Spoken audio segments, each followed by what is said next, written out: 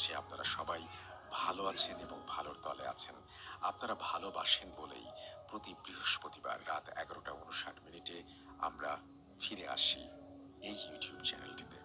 আমরা চাই আপনারা প্রতিনিয়ত জেনে যান কোন ঘটনাটি আজকে আমরা শোনাবো আপনাদেরকে, আর সেই জন্যই আমাদের এই চ্যানেলটি আপনারা সাবস্ক্রাইব করুন। আমাদের ঘটনাগুলো যদি আপনাদের ভালো লাগে তাহলে অবশ্যই লাইক দিন, কমেন্ট করুন এবং শেয়ার করুন।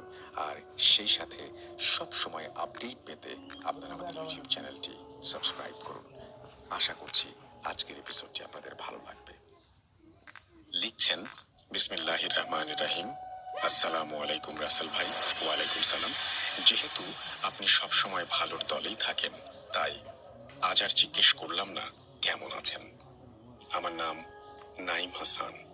ফরিদপুর জেলার মধুখালী উপজেলার কোনো একটি গ্রামে আমার বাড়ি।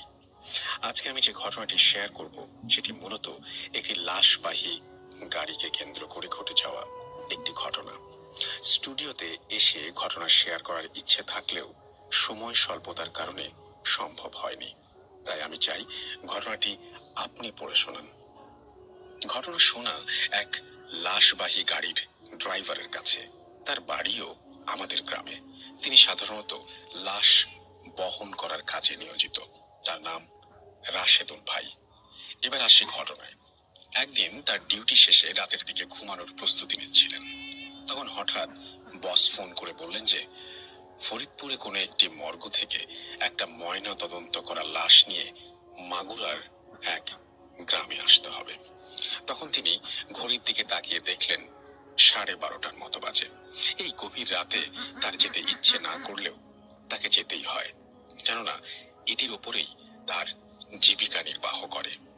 তাই তিনি ফরিদপুরের ওই মর্গের উদ্দেশ্যে গাড়ি নিয়ে রওনা হলেন। রাশেদুল ভাই সেখানে পৌঁছানোর পর তাকে তার বস মৃত ব্যক্তির ঠিকানা দিয়ে লাশটাকে গাড়িতে উঠাতে বলেন। রাশেদ ভাই এবং ওইখানকার একজন সহকর্মী দুজনে মিলে লাশটাকে গাড়িতে ওঠায়। ওঠানোর সময় তাদের অনেক কষ্ট হচ্ছিল। মনে হচ্ছিল লাশটা স্বাভাবিক ওজনের চেয়ে অনেক ভারী হয়ে আছে। তারা লক্ষ্য করলেন লাশের ওপরে যে সাদা কাপড়টা থাকে সেটা রক্তে লাল হয়ে গিয়েছে এবং লাশ নিয়ে যাওয়ার ট্রলিটা বেয়ে গড়িয়ে গড়িয়ে রক্ত পড়ছিল, আর প্রচন্ড দুর্গন্ধও আসছিল লাশ থেকে। লাশটা অনেক কষ্টে গাড়িতে তোলার পর রাশেদুল ভাই গাড়ি স্টার্ট করে তার বসের দেয়া ঠিকানা অনুযায়ী রওনা দিলেন। ঠিকানাটি ছিল মাগুরা জেলার কোনো একটি গ্রামে।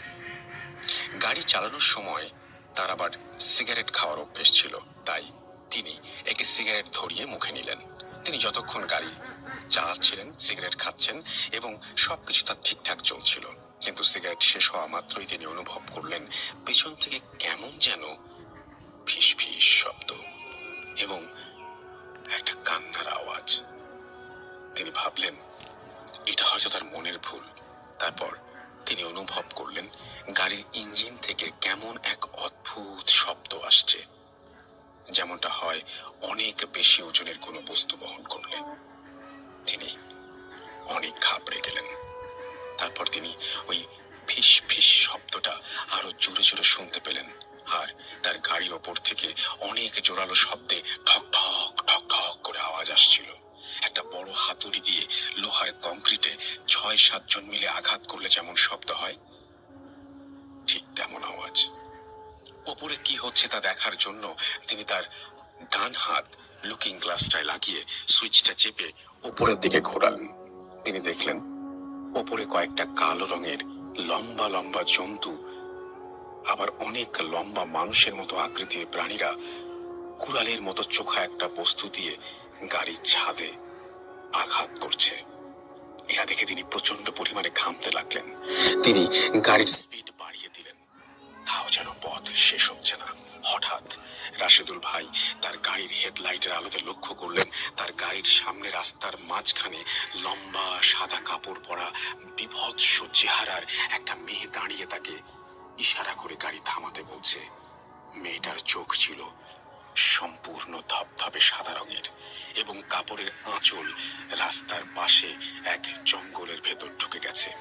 মেয়েটির কাছে গাড়ি নিয়ে যাওয়া মাত্র মেয়েটি রাশেদুল ভাইকে বলছে, আমাকে নিয়ে যা, দাঁড়া, আমার খুব বিপদ। রাশেদুল ভাই চিন্তা করলেন আজ তার সাথে খারাপ কিছু একটা ঘটতে চলেছে। তিনি গাড়ির স্পিড আরো বাড়িয়ে দিলেন এবং মেয়েটার সাইড থেকে ক্রস করে চলে গেলেন। তারপর তার কাছে সবকিছু স্বাভাবিকই মনে হচ্ছিল। সেই ফিস ফিস শব্দ আর গাড়ির ওপরে থাকা আওয়াজ তিনি আর পাচ্ছিলেন না। এমন ভাবে কিছু পথ যাওয়ার পর হঠাৎ তিনি আবার সেই ফিস ফিস শব্দ শুনতে পান। তবে এবার তিনি অনুভব করলেন সেই ফিস ফিস শব্দের সাথে আর একটা ফিস ফিস শব্দ, ঠিক যেমনটা হয় একজন যদি অপরজনের সাথে কথা বলে। তারপর রাশেদুল ভাই একটু সাহস করে গাড়ির ভেতরে থাকা মিরর গ্লাসের দিকে তাকিয়ে দেখার চেষ্টা করলেন। তারপর তিনি তা দেখলেন। তা দেখার জন্য তিনি একদমই প্রস্তুত ছিলেন না। গ্লাসের দিকে তাকানো মাত্রই তিনি দেখতে পেলেন লাশটার ট্রলির ওপর বসে আছে। শুধু তাই নয়, লাশের পাশে আরো কয়েকজন লোক বসে আছে, যাকে কিনা তিনি রাস্তার মাঝখানে দাঁড়িয়ে থাকতে দেখেছিলেন। তারা দুজনই এরকম ফিস ফিস শব্দে একে অন্যজনের সাথে কথা বলছে। তাদের দুজনের ঘাড়ের মাথা ছিল বিচ্ছিন্ন।